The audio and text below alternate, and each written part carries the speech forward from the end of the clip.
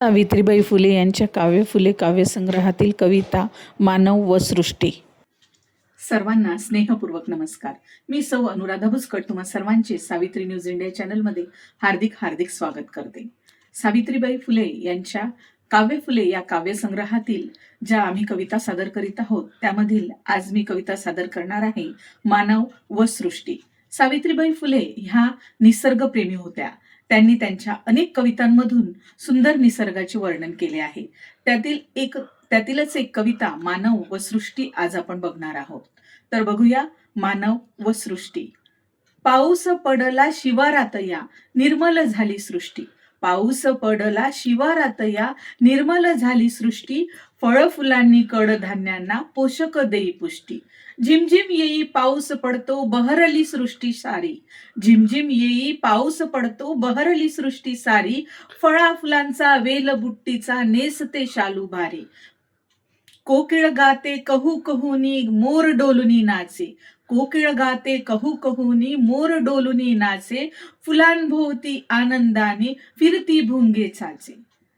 सुंदर सृष्टी सुंदर मानव सुंदर जीवन सारे. सुंदर सृष्टी सुंदर मानव सुंदर जीवन सारे. सद्भावाच्या पर्जन्याने बहरून टाकू वारे. बहरून टाकू वारे. मानव जीवन हे विकसूया.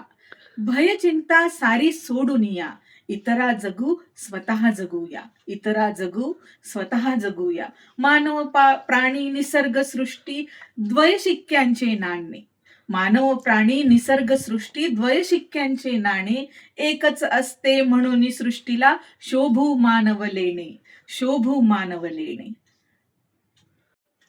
चला तर बघूया मानव व सृष्टी या सावित्रीबाई फुलेंच्या कवितेचा अर्थ. जेव्हा शिवारात म्हणजे शेतामध्ये पाऊस पडतो तेव्हा सर्व सृष्टी निर्मळ आणि प्रसन्न होते. पावसामुळे फळे फुले आणि कडधान्ये यांना जीवन मिळते. त्यामुळे निसर्ग बहरून येतो. रिमझिम पडणाऱ्या पावसामुळे धरतीने जणू वेलबुट्टीचा शालूच नेसलेला आहे असे कवयित्री सावित्रीबाई फुले यांना वाटते. कोकिळेचे गाणे आणि मोराचा नाच यातून निसर्गाचा आनंद व्यक्त होतो. निसर्ग ज्याप्रमाणे सर्वांना भरभरून देतो त्याचप्रमाणे मानवाने आपल्या मनातील सद्भावनेच्या चांगल्या विचारांच्या पावसाने आपले जीवन बहरून टाकावे. मनातील भीती चिंता सोडून स्वतः आनंदाने जगावे आणि इतरांनाही जगू द्यावे. सावित्री आईंच्या मते मानव आणि निसर्ग ह्या एकाच नाण्याच्या दोन बाजू आहेत. निसर्गाशिवाय मानवाचे अस्तित्व शक्य नाही. त्यामुळे मानवाने निसर्गाचे रक्षण करून त्याला अधिक सुंदर बनवले पाहिजे.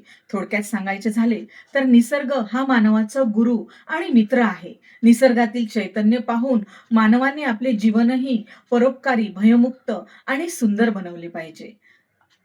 तर अशाच प्रकारे सावित्रीबाई फुले यांच्या आणखी कविता तुम्हाला बघायच्या असतील तर आमच्या न्यूज इंडिया चॅनलला सावित्री न्यूज इंडिया चॅनलला अवश्य भेट द्या आणि या व्हिडिओला लाईक शेअर कमेंट आणि चॅनलला सबस्क्राईब करायला विसरू नका. धन्यवाद.